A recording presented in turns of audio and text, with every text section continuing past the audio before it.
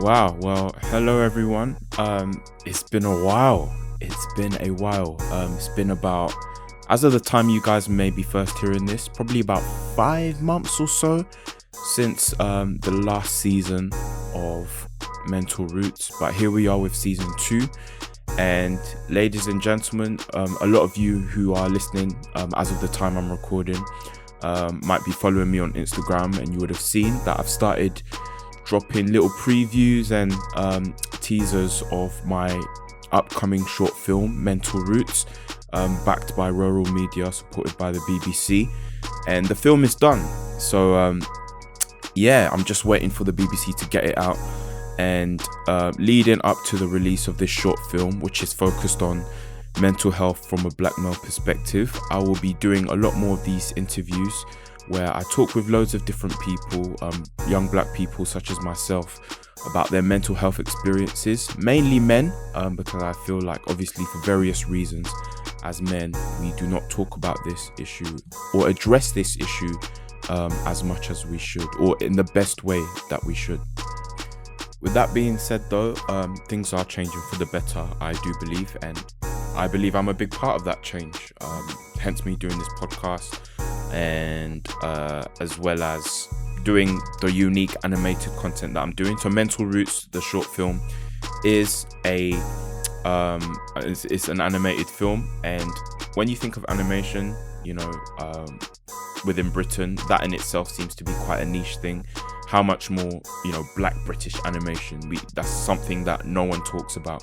So I want to make it a thing. I want to help create a scene. Obviously there are a few black animators who have gone before me who have used their platform to communicate various experiences inspired by their ethnic experiences, but it's not really something that people are aware of in today's climate. So that's the vision for me.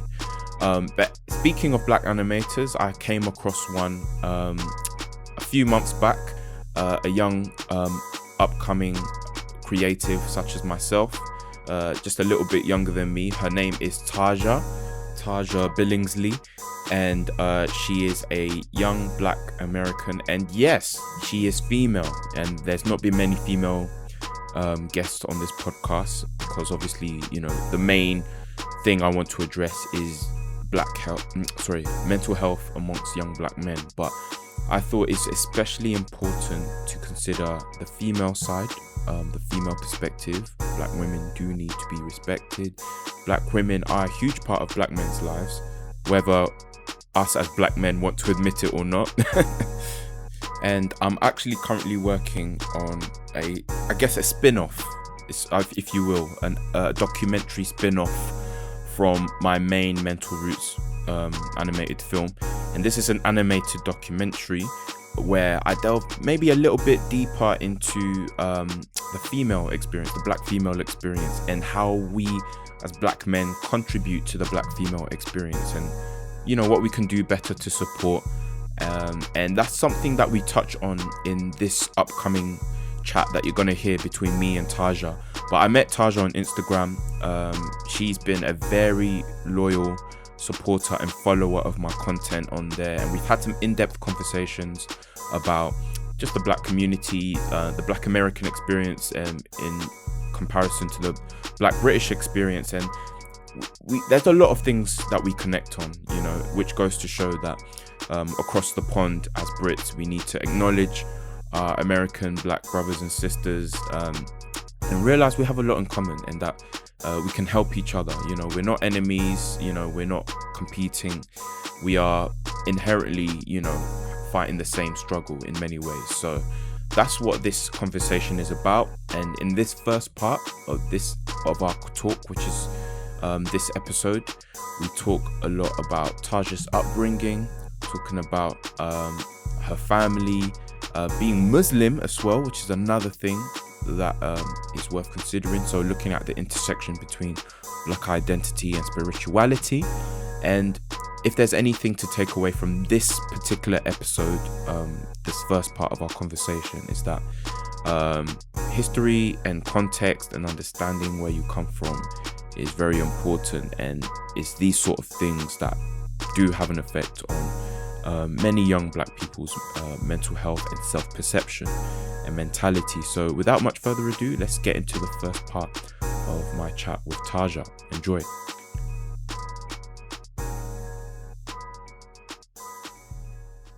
There we go. So, hey Tajah, welcome to the Mental Roots podcast. You are my first guest for season 2. How are you feeling? I'm feeling pretty good. Thank you for having me. No problem. Yeah. So my name is Tajah Billingsley. I'm located in Atlanta, Georgia, in the United States. I attend Florida Agricultural and Mechanical University, and I am also an animator on the side. So yeah. Nice. First of all, I just want to say thank you for like all your support for my just my work in recently, and you've listened to some of the episodes. Thank you. I can see you applauding. Yeah, thank you. Yeah, so you've heard some of the episodes from last season, which is good. What I guess, what was it like your any standout points for you from the last season? Okay. I guess when it comes to identity, a lot of young people are struggling right now, questioning, who they are, living up to people's standards. And that can really mess with somebody's mental health regarding that, because you feel like, you're not being authentic self by not being able to say how you're feeling, not being able to express, what you want to do. And so just, I guess to a certain degree, you have to be an advocate for yourself. Find your morals, find where you're comfortable, and really let these other people know that, so that way you can be comfortable within yourself and they can respect you for that. I like that. Yeah, that was definitely something we touched on in quite a few interviews last season. So yeah, awesome. So let's get into you. So obviously you are based in the US. Do you kind of just want to get into first of all, what is your perception of the term mental health? So I think you've kind of started looking at that already, but like when you hear that term mental health, what comes to mind? Your mental health is your mental wealth. So if you are living in a negative mindset, then nothing is going to go your way, because you have this mindset. You are constantly, thinking about what other people are thinking about you. You are possibly, pushing your negative feelings onto other people, so they could drive people away or have a bad perception of yourself. If you have a bad perception of yourself, then other people are going to have a bad perception of you. So that's something to keep in mind. Now, if you have a good mindset, then, things will possibly go your way. People will see that and want to be around you. They want to help you, reach out to you, and whatnot. So it's very important to have a good mindset if you really want positive things to come your way. People are talking about lately, manifesting it, making something happen. And so it's just a matter of keeping a positive mindset. And sometimes things are going to get in your way, but the thing is how you get over these humps regarding, these challenges or, trials, because I guess it's God's way of trying to test you, so that's just something to keep in mind. So, that's an interesting perspective, because I think a lot of people, when they think of the term mental health, the first thing that might come to mind is the more clinical stuff, like, therapy and, like PTSD and all those sort of things.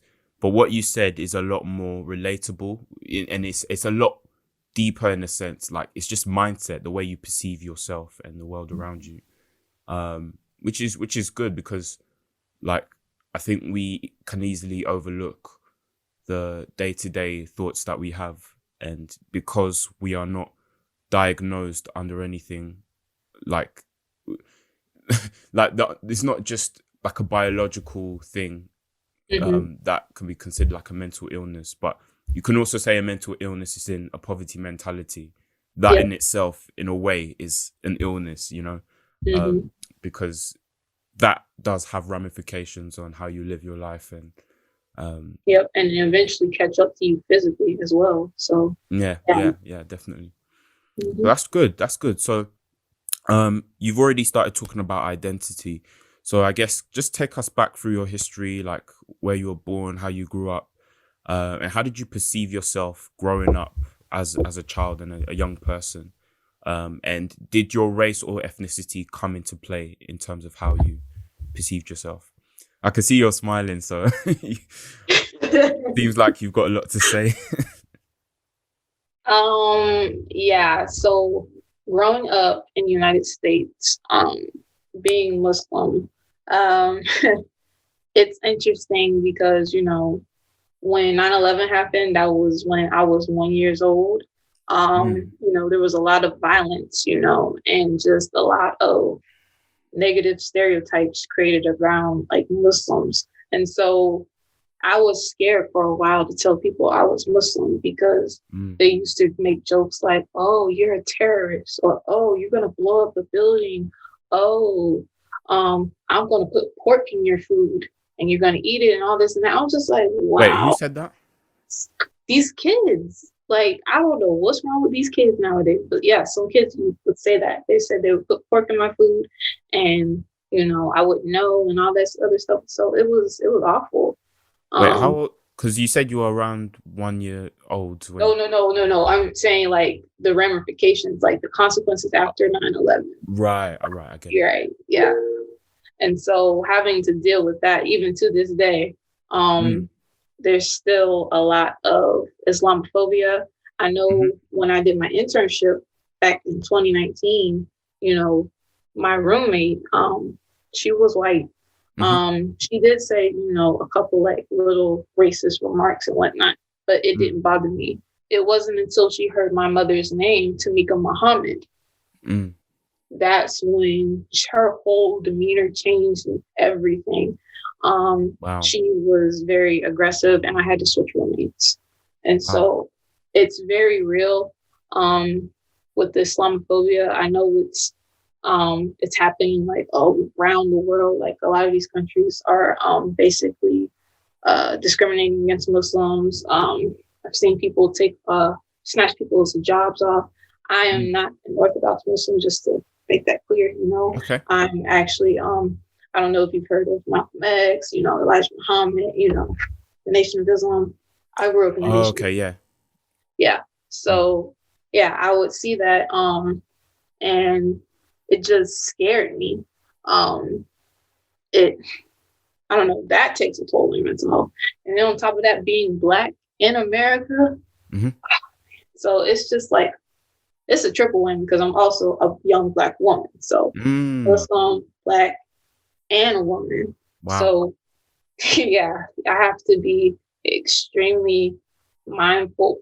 Well, not mindful, but what's the better word? Aware of my surroundings. Right. Because you never know what could happen. They might not have a problem with me being Black, but they might have a problem with me being Muslim. They might not have a problem with me being Muslim, but they might have a problem with me being Black. I don't know if you know, but within, I guess the colorism is actually a very big deal when it comes to, I guess, these Muslim countries and whatnot. I've seen some scary things, happen to some folks, some Muslims who are Black or dark, like me, who've gone into some Middle Eastern countries that, work for some time. But the thing is, they have these, slurs for these people, and, I've heard like horror stories where I guess they were working there as maids or, caretakers, and they would be abused by the people they were working for. Some people couldn't even leave. And so that, kind of scares me. just going into some of these countries with these strict laws and, people turning a blind eye. So yeah, Wow. it's interesting dealing, with these type of issues, being Muslim and just, kind of being scared to go to certain places and whatnot. But I guess now it's about more so being Black. My parents made sure to let me know I was Black. I knew for the moment I was born. They said, you know what, Black baby doll, you're going to watch, Black TV shows. You're going to know you were Black. And the fact is, living in America, you already know it's going to be extremely racist. And so you need to know how to navigate being in America. So I go to an HBCU. And for those who don't know, HBCU is a historically Black college and or university. And so HBCUs were formed during a time of segregation when the Blacks could not go to the regular university. So we had to create our own. There's over 100 HBCUs in the United States, and they've been slowly, quietly closing down due to the fact that ever since, everything was desegregated, people were like, oh, let me go to these PWIs because they have all the money, the resources, the cool, like, amenities and all that. And so they go to these PWIs and these HBCUs are forgotten. What does PWI stand for, just for the record? Oh, sorry. Predominantly white institution. Okay. I guess the white institution bit, but yeah. Yeah, predominantly white institution. Got it. Yeah. And so that, and then on top of that, some of these alumni aren't able to repay back or give back to these HBCUs. And so that's why, with my animation project, I'm actually talking about HBCUs. My experience being at an HBCU, trying to just raise awareness, because being at an HBCU is very different from being at a PWI. There is a lot to offer. You get to be around people who look like you. It's not just Black people that are there. There are plenty of other people from all around the world. We have, there's folks from the Middle East. There's folks from, all the way from Africa. It's not just Black Americans that are going there. You have some folks, from the islands, the Caribbean islands and whatnot. So, yeah. And then, of course, I know in my program, it's a very diverse program. It's a lot of like, a good portion of our professors are actually Indian, and then Black, and so it's very interesting. The cultures,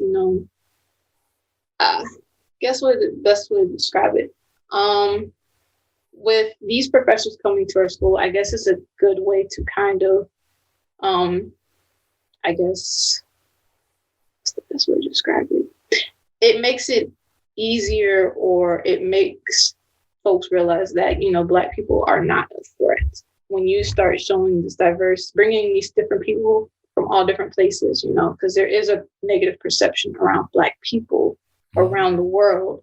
And so having them come to our spaces, teaching us, and we teach them, showing our culture to them, it's definitely beneficial. And that way, when you go to like other universities and whatnot, because I know with my internship, I actually met another professor that knew my professor at my school.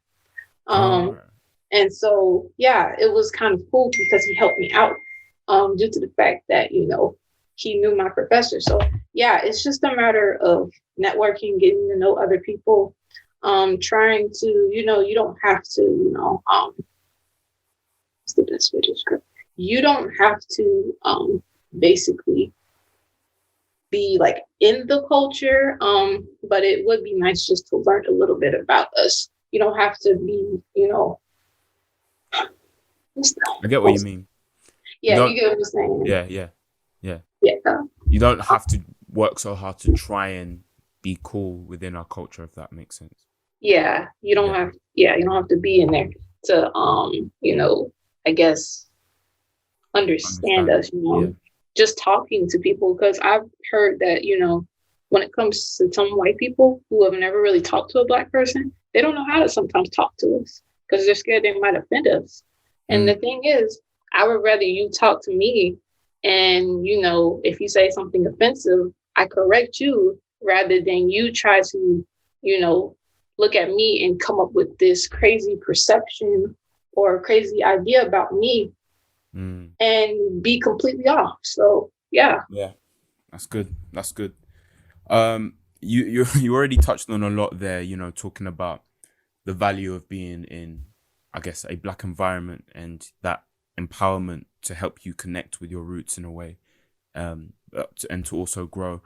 But even before you ever reach that stage of being at a HBCU, like, let's rewind a little bit back to your childhood and again, just so obviously let's look at your parents, let's look at your lineage. So what do you know of your lineage and kind of how your parents navigated America and kind of the family situation that you were born into? And then just take us through your childhood, just how you perceived yourself and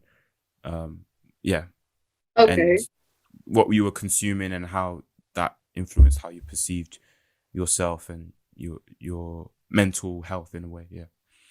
Okay. Yeah, definitely. So let's see. I guess I'll talk about my dad and then I'll talk about my mom.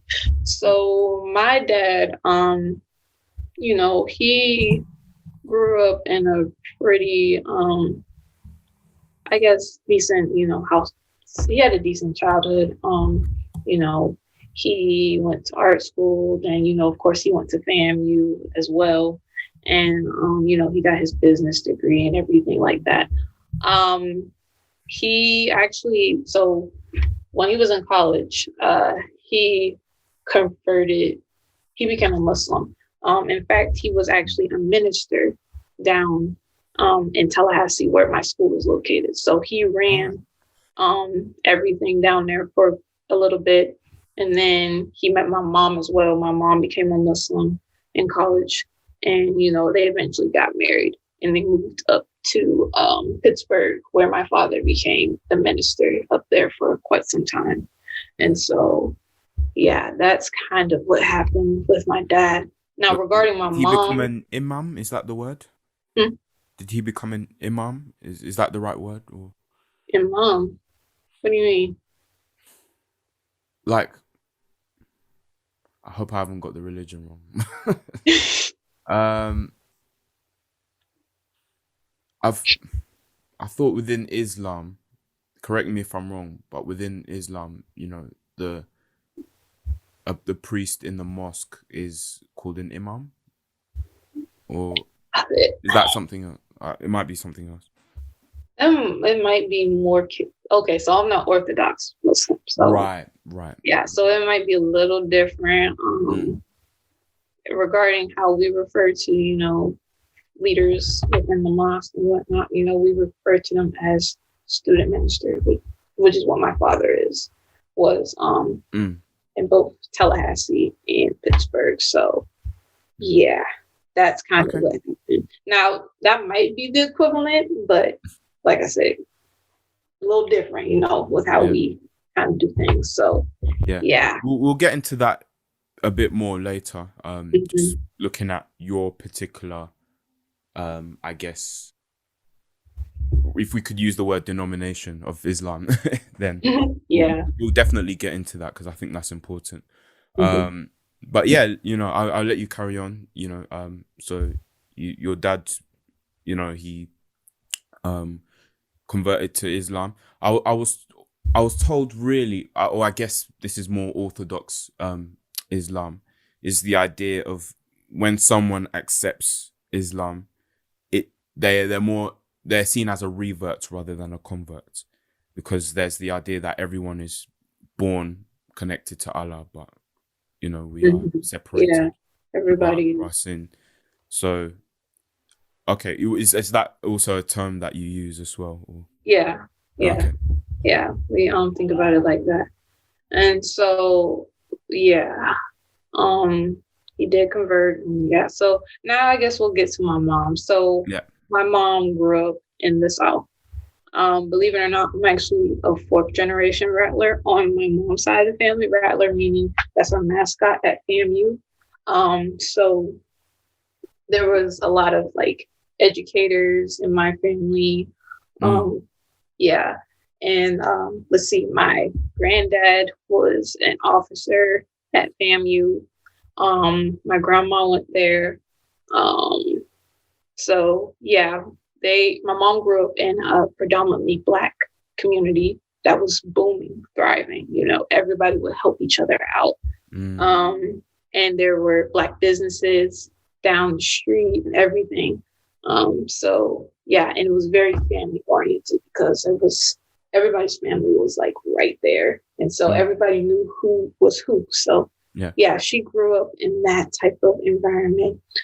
She grew up with my great grandma, actually. She did not live with my grandma and my granddad. So yeah, it was a little different.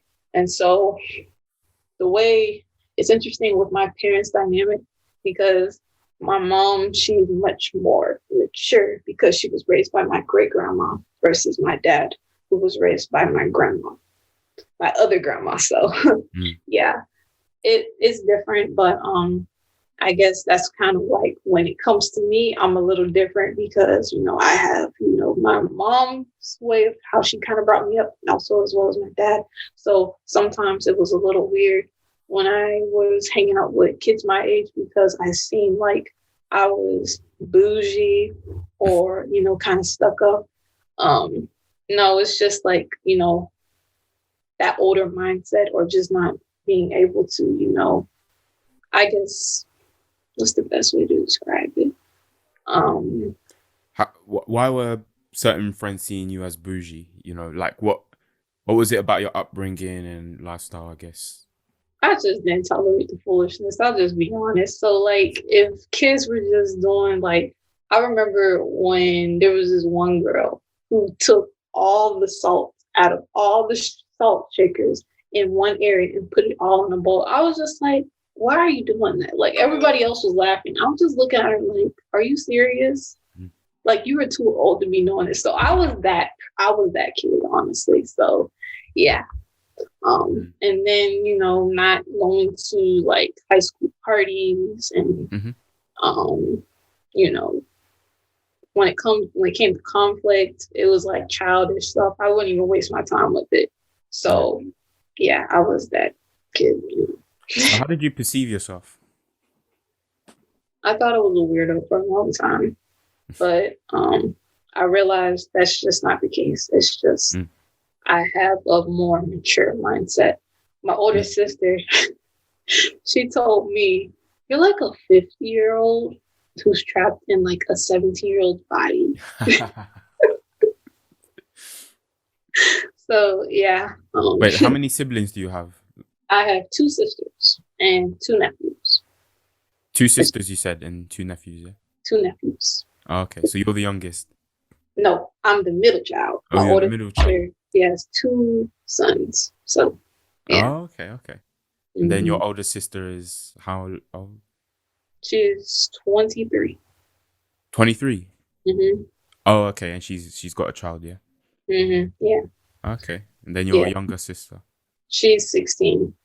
Oh, okay, nice. Yeah. Okay, fair enough. Yeah. That's interesting. Like, I can't imagine. I'm 23. I cannot imagine being a parent right now. Yeah. My sister, man, she's teaching and taking care of 2 boys, man. It's crazy. Yeah, my youngest She's also mature for her age, isn't she?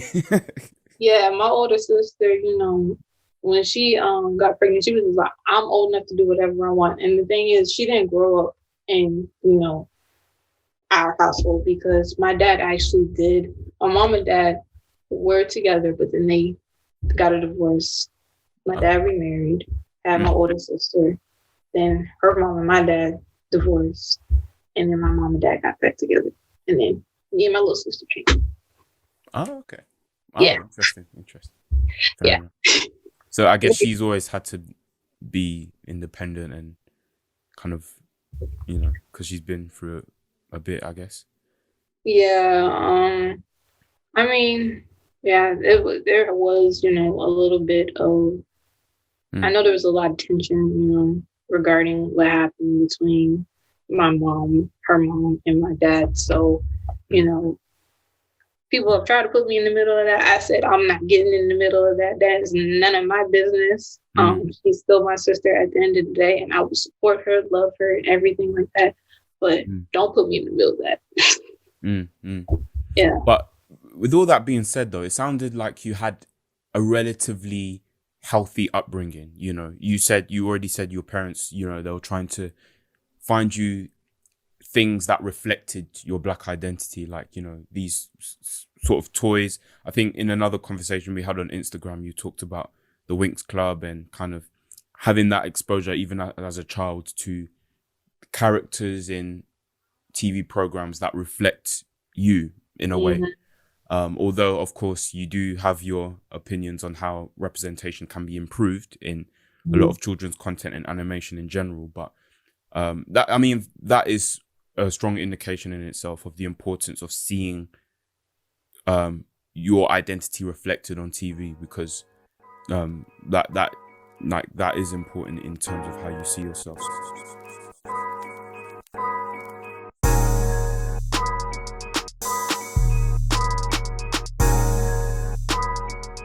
And that's the end of part 1 of my chat with Tajah. Stay tuned for part 2, which will come out next week, which is going to be very juicy details about Tajah's beginning of really struggling with mental health in terms of relationship context. And we start to talk about the complex relationships between black men and black women, and very powerful. I'd say it's like the crux of our conversation, so you definitely do not want to miss that. So with all that being said, I'll see you next week, guys. Stay safe. Peace.